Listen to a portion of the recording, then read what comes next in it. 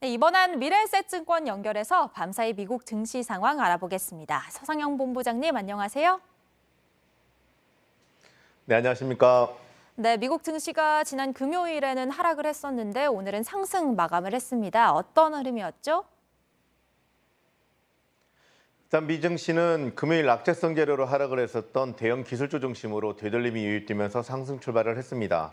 특히 중국 경기에 대한 긍정적인 소식과 바이든 정부의 클린 에너지 업종에 대한 지원 정책으로 태양광, 2차 전지, 중국 기술주 등이 급등을 했고요.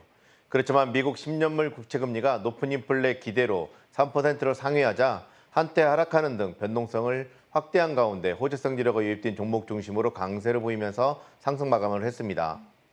네, 상승했다 하락하고 또 상승하고 변화가 큰 하루였는데요. 구체적인 이유 좀 더 자세하게 설명해 주시죠.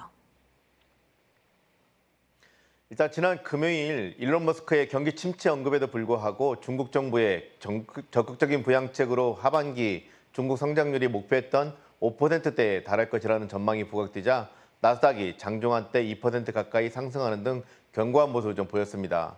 이런 가운데 미국 가솔린 가격이 갤런당 평균 5달러에 근접하고 사우디의 아람코가 7월 인도랑 가격을 상향 조정하자 WTI가 120달러를 상회하는 등 에너지 가격 상승으로 미국 10년물 국채금리가 3%를 넘어서자 기술주 중심으로 상승분을 반납했다라고 보시면 될 것 같습니다.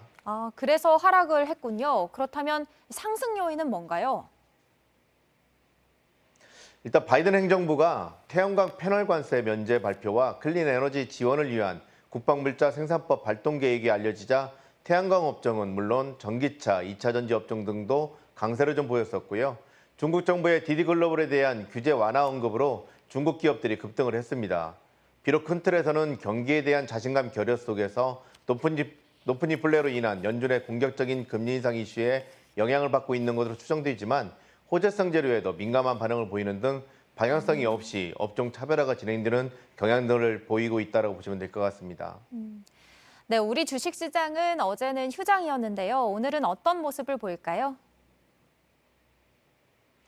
일단 미증시가 지난 금요일 악재성 재료가 유입된 대형 기술주 중심으로 하락을 했었지만 월요일 아시아 시장이 중국 경기에 대한 자신감과 빅테크 규제 완화 기대로 상승한 점은 한국 증시에 긍정적인 영향을 줄 것으로 판단하고 있습니다.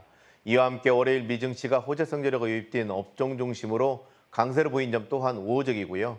그렇지만 지난 금요일에 마이크론에 대한 투자 의견과 목표 주가 하향 조정 소식은 국내 반도체 업종에 대해서 부담을 줄 것으로 판단하고 있습니다. 더불어서 달러 강세 여파로 원화의 약세 가능성이 높다는 점도 외국인 수급에 부담을 주어서 한국 주식시장에는 부정적입니다. 이를 감안해서 국내 증시는 0.7% 내외 하락 출발 후에 업종 및 종목 차별화가 좀 진행될 것으로 전망을 하고 있습니다.